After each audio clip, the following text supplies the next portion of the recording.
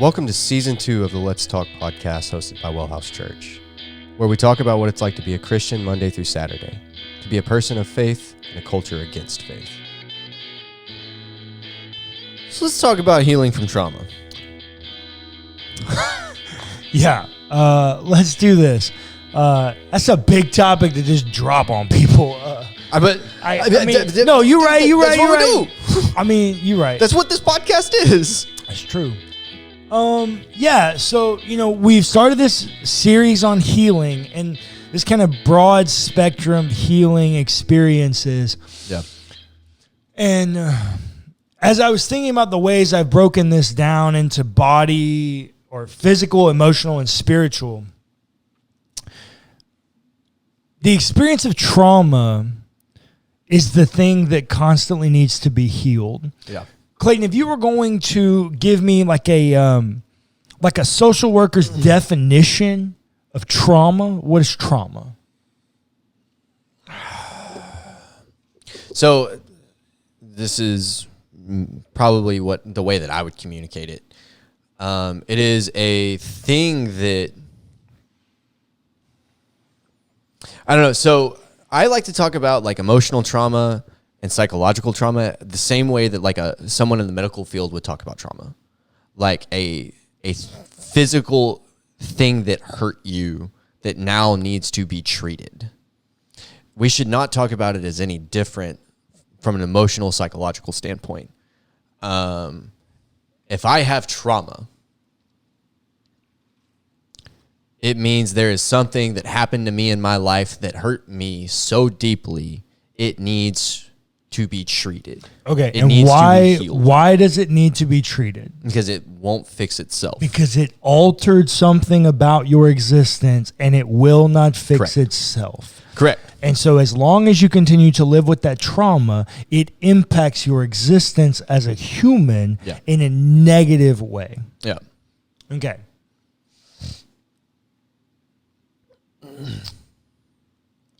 I don't love original sin, if I'm being honest. I don't love original sin because the idea of original sin. Yeah, or the mainstream teachings about original sin. I don't love the concept of original sin. You can't get rid of. No, the Bible has it there. You can't get rid of it. But what you do with it can look different. Sure.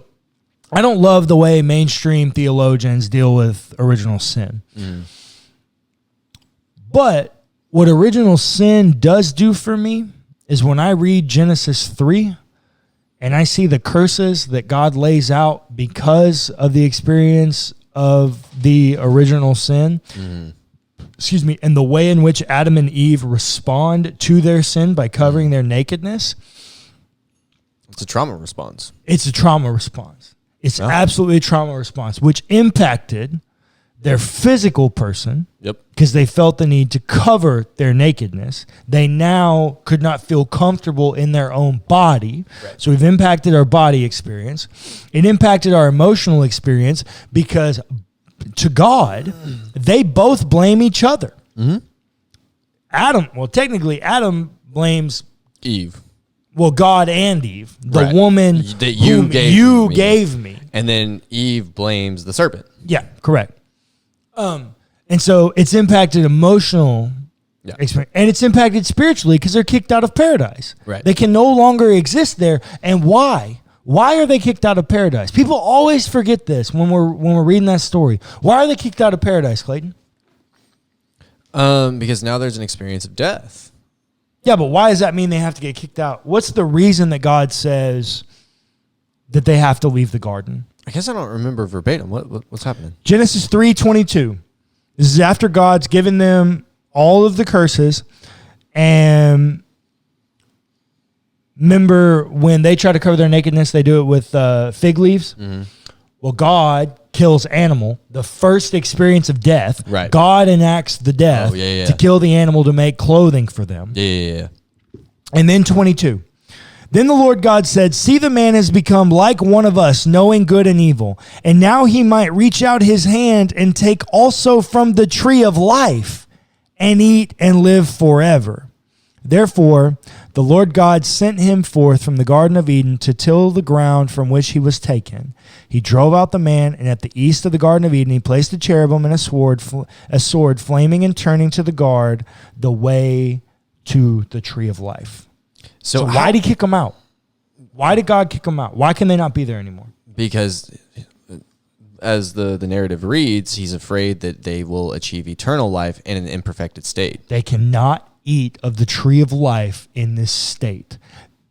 Trauma has impacted their spiritual existence. Dude, however you want to read Genesis, the imagery that's happening there, I read it very metaphorically, personally. It's very strange because you're absolutely right. And it almost reads as if like God no longer like doesn't want them to continue to suffer in their trauma. Therefore, there has to be an end to their life. Well, the grace is that they can't exist eternally in this state. Correct. That is the grace. Yeah. Because this is the other thing. Well, hey, I can't jump into this. Save this because we're about to do an episode on our other podcast called Pints and Perspectives. Okay. And it's about eschatology. We're going to talk about this. But this is the need for universal restoration. Yeah. And so trauma impacts all three of these, columns or vestibules we're looking under this category of healing. And so this is another question I want to ask you. So establishing that trauma impacts us in this way, that it alters our existence in a negative light, and that it can't fix itself without treatment. Mm-hmm. Does everybody have experiences of trauma?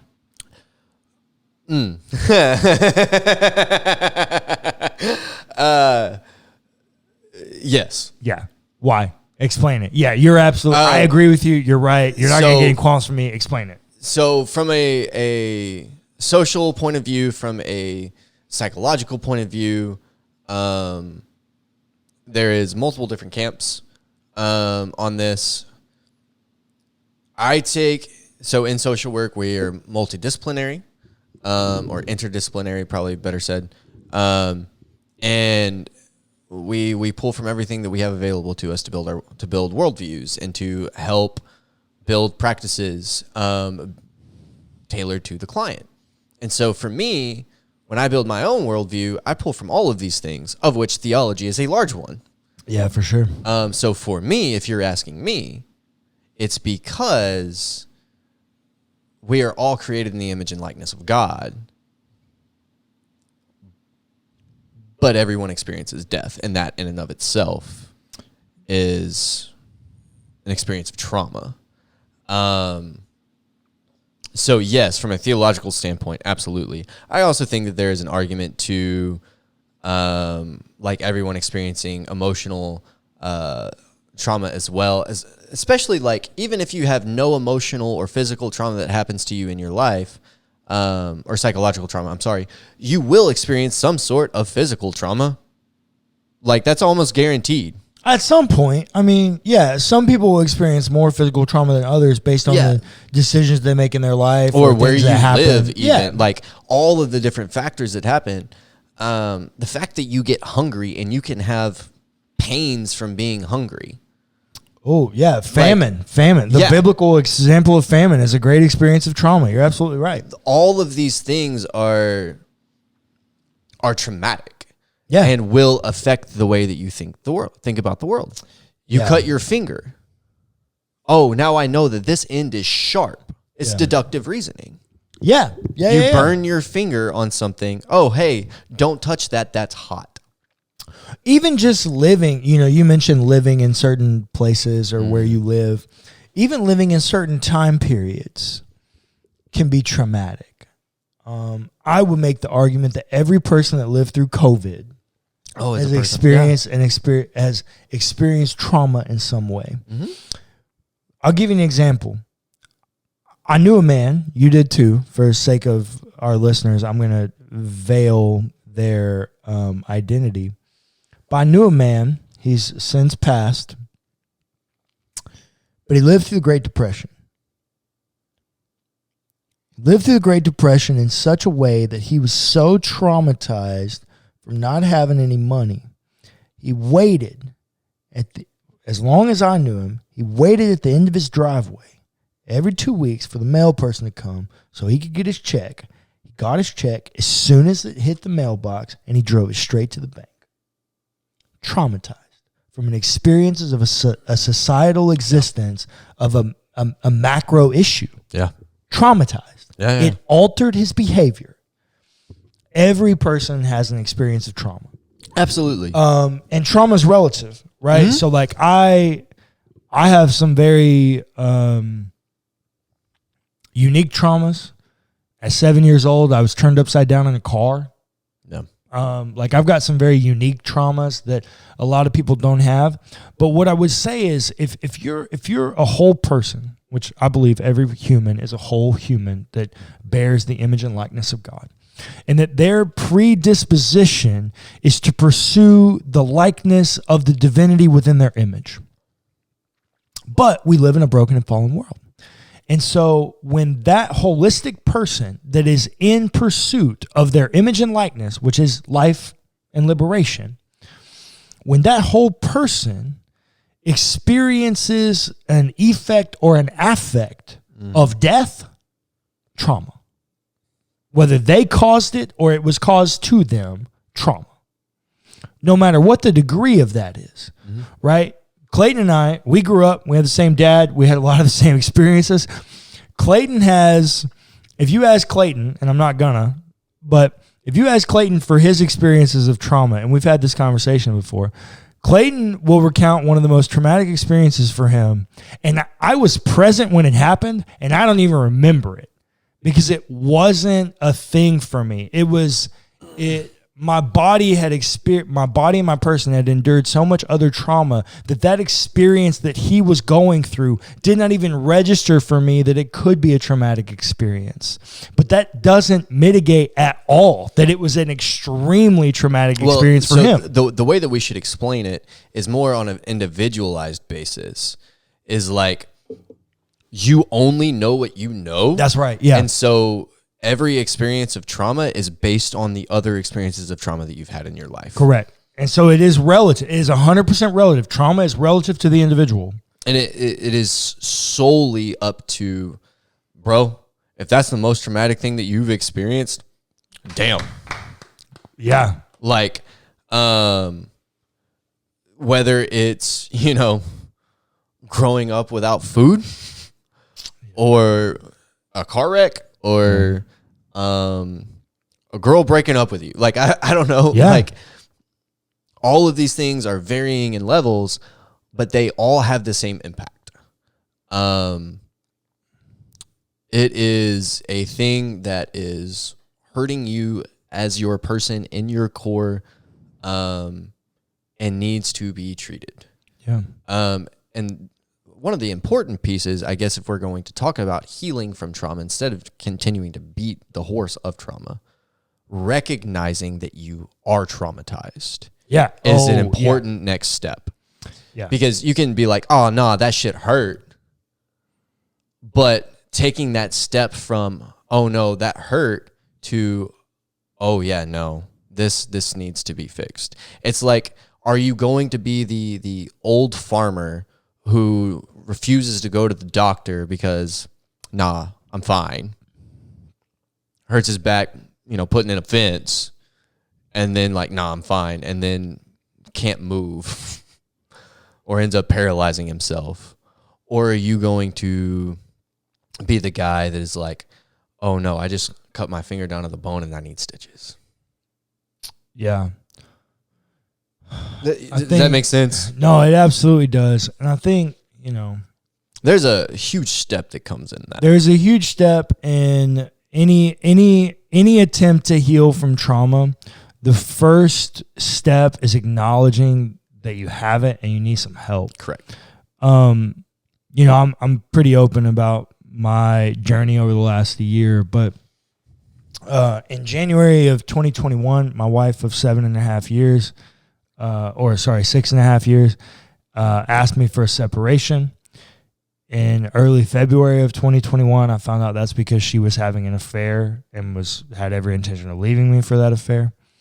And if you are new to the game in marriage and relationship issues, when someone cheats, it's called betrayal trauma, because the way in which that impacts your core and your attachment theories that your mind has made up about your primary relationships, there's a lot of neuroscience that I won't get into, but the way that happens, it triggers trauma responses. Yep. Just like in any other traumatic experience, it triggers trauma responses. I found out February 8th that she was having an affair and leaving me. I did not go to therapy until the following January because goddamn, be all right. Goddamn, I'm sorry. The hardest step is acknowledging that you have trauma, Yeah, and you need treatment. What you end up telling yourself is like, man, people go through this every day. I will be fine. I will be fine. And you know, I grew up country. I'm a scrapper. Like, I just pull yourself up by your bootstraps. I mean, like, I cut my arm open for your YouTube video watchers. I cut my arm open, put super glue in it because I didn't want to go get stitches. Yeah. Like, I'm not the dude that really trusts doctors and like wants to seek treatment. I'm just not that guy. You know, maybe, I don't know, I grew up around a lot of black people. Black people don't trust doctors, the government. I kind of feel like they rubbed off on me. Incredibly stereotypical of you, but... Maybe, but it's also, like, large stereotypes exist for a reason. And, like, I have a lot of black friends, and they don't trust doctors. Like, Yeah. It's true. They watched Michael Jackson hire a doctor to inject heroin in him and kill him by an overdose. They don't trust doctors. It's just part of it.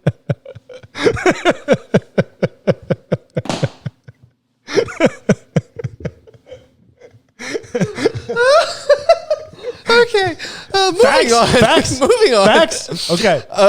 Yeah, no. The hardest step is acknowledging that you need help. That you need treatment. But just like we would talk about this, which also let's have a conversation here, maybe a little bit more specifically, substance abuse. What did they tell you in AA? What's the first step? Go ahead. No, I was asking you. Do you know? Not anymore. Admitting that you have a problem. Yeah, but And then I'm against 12-step programs. I'm not saying that I am here for it. I'm just saying that this is a common thing. It is acknowledging that you have a problem. It's the first step in anything is acknowledging you have a problem. Acknowledging that you have a problem is the first step in healing any kind of trauma, especially the trauma that you inflict upon yourself. Yeah. And substance abuse, right? Yeah. So admitting that there is an issue that needs to be treated. The next step, I would say, is to seek out that solution. There you go. And there is a myriad of different ways that you could do this. Here's how you could do it. If you have listened and you are 18 minutes into this podcast, it is very clear that you are interested in healing from your experiences of trauma. And so here's what I want you to do. I want you to reach out to me or Clayton. All of our stuff is linked down below. Emails, Instagrams, Facebooks, however you want to do it.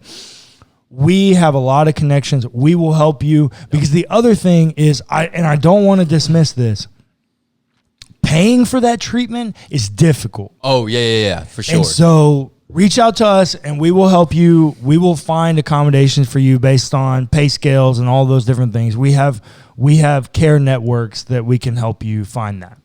Yeah. Reaching out to us is a good way to do that. Now, you may not feel comfortable reaching out to us.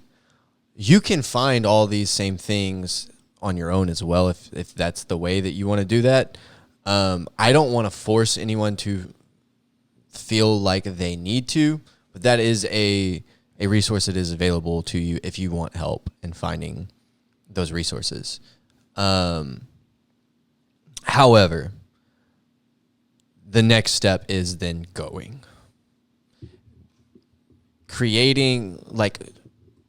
seeking out the resources and taking the step of actually going are two different things. You can make an appointment and then not go. That is a whole other step in and of itself. As, you know, people of trauma, like I've heard this from sexual assault victims or survivors. Survivors. Making the appointment is one thing. To go see a therapist. For some, to go to an OBG. Like, making the appointment is one thing. Actually going and doing the damn thing is an entirely different animal. No, I hear you. That was my thing. I'm pretty protective over my calendar. If I put some on my calendar, that shit's happening. There. Yeah. Like, that shit's happening. It's ironclad. I'm not moving it. My life is too crazy not to treat it that way. I called my now therapist to make that initial appointment 4 times. And she would answer, and I wouldn't say anything, and I would hang up. Yep. Because, like, I just couldn't take that. So, as you're saying, making the appointment and then going, that wasn't my thing. Because once I make the appointment, I'm going. Yeah. I've decided. But it took me 4 attempts to actually make the appointment. Yeah. Because it is hard to actually go. Thanks for listening to the Let's Talk podcast hosted by WellHouse Church. Be sure to give us a rating and a review if you enjoyed the episode. It's free and it helps us immensely. Also, feel free to check out our other podcasts.